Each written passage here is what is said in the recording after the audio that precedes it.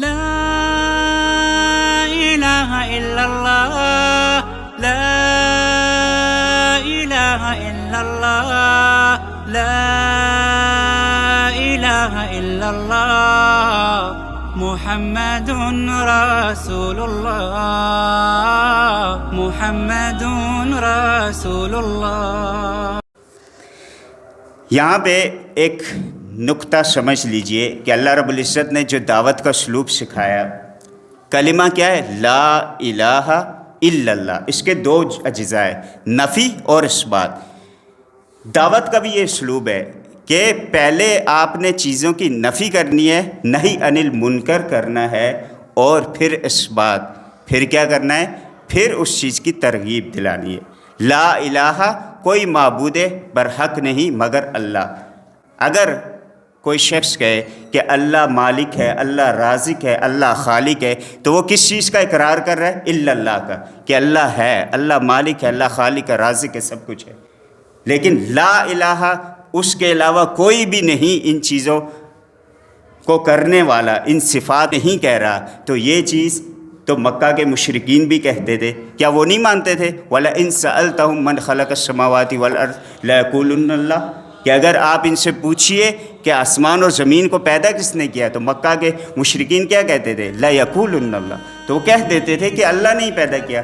خالق، مالک، رازق، یہ سب کچھ داتا اللہ کو مانتے تھے، یعنی الا اللہ ان میں تھا، اس کا اقرار کرتے تھے، اس چیز کو مانتے تھے. لیکن لا الہ ان میں نہیں تھا، یعنی کہ وہ ساتھ میں کیا کرتے تھے؟ شرک بھی کرتے تھے.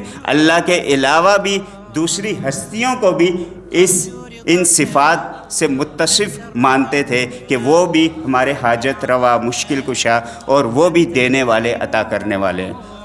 تو لہٰذا لا الہ یہ بھی ہم میں ہونا چاہیے، الا اللہ بھی ہونا چاہیے. ایک حکایت مثال سمجھ لیجئے کہ انگریزوں کے ہاں انگریز اپنے کتے کا نام ٹونی رکھتے ہیں. یہ حکایت مثال ہے، سمجھنے کی بات سمجھنے کے لیے. تو ٹونی رکھتے ہیں. کرنا ایسا ہوا کہ ایک شخص کا کتا جو ہے کنویں میں گر گیا. ٹونی اس کا کتا جو ہے وہ گر گیا کنویں میں. مولوی صاحب کے پاس آیا، مسجد کے عالم صاحب کے پاس آیا کہ مولانا صاحب مسئلہ یہ ہے کہ کتا گر گیا ہمارے کنویں میں، علاقے کے کنویں میں، ہم کیا کریں؟ تو مولانا صاحب نے کہا کہ ایسا کرو کہ کتا گر کے ظاہر مر گیا ہے، تو اب یہ 40 ڈول پانی نکال لو، 40 ڈول اس میں سے پانی نکالو تو تمہارا کنواں جو ہے وہ صاف ہو جائے گا. وہ چلے گئے وہ لوگ اور جا کے 40 ڈول پانی نکالا. لیکن جب پھر پانی استعمال کرنے کی باری آئی تو پانی ویسے ہی اسمیل والا، بدبودار. انہوں نے کہا یہ تو معاملہ خراب ہے. دوبارہ مولوی صاحب کے پاس پہنچے. مولوی صاحب آپ نے 40 ڈول نکالنے کا کہا تھا، نکالے، لیکن پانی جوں کا توں ویسے ہی اسمیل آ رہی ہے، بدبو آ رہی ہے. مولانا صاحب نے کہا اچھا چلو، ہو سکتا ہے زیادہ خبیث کتا ہوگا، گندا کتا ہوگا، دوبارہ 40 ڈول نکال لو. انہوں نے دوبارہ گئے، دوبارہ 40 ڈول جو ہے بھر کے پانی کے نکالے، اور پھر جو ہے پانی جب استعمال کرنے کی باری آئی دیکھا دوبارہ اسمیل آ رہی ہے، بدبو آ رہی ہے. دوبارہ آتے ہیں مولوی صاحب کے پاس. مولوی صاحب 80 ڈول نکال لیے، لیکن اسمیل تو ختم ہونے کا نام نہیں رہی. تو مولانا صاحب جو ہے اچانک ان کو خیال آیا، پوچھا اچھا یہ بتاؤ کہ کنویں سے تم نے کتا نکالا ہے یا نہیں نکالا؟ انہوں نے کہا مولوی صاحب کتا تو نہیں نکالا ہم تو پانی نکال رہے ہیں، لیکن مرا ہوا کتا تو ہم نے نہیں نکالا. آپ نے تو کہا ہی نہیں تھا، آپ نے کہا تھا 40 ڈول نکالو.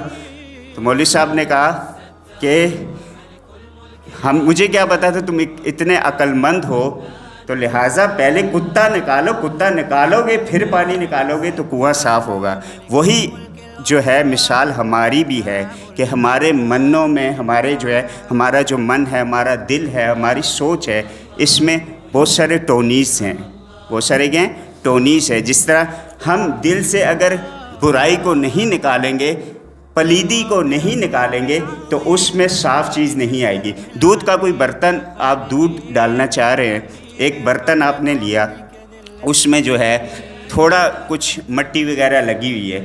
اب اس مٹی کو صاف کیے بغیر آپ نے اس میں دودھ انڈیل دیا، اس میں دودھ جو ہے بھر لیا. تو کیا وہ دودھ گندلا نہیں ہو جائے گا، خراب نہیں ہو جائے گا؟ اس کے اوپر مٹی آپ کو نظر آنے لگ جائے گی. کیوں؟ کیونکہ خراب برتن تھا، میلا کچیلا برتن تھا، اس میں آپ نے دودھ کو ڈال لیا. اسی طرح بغیر صاف کیے برتن میں جب دودھ آپ نے انڈیلا تو وہ دودھ گندلا ہو گیا. دل کا برتن جو ہے اس میں جب غیر اللہ کی نفی نہیں ہوگی تو الا اللہ کا اس بات ممکن نہیں.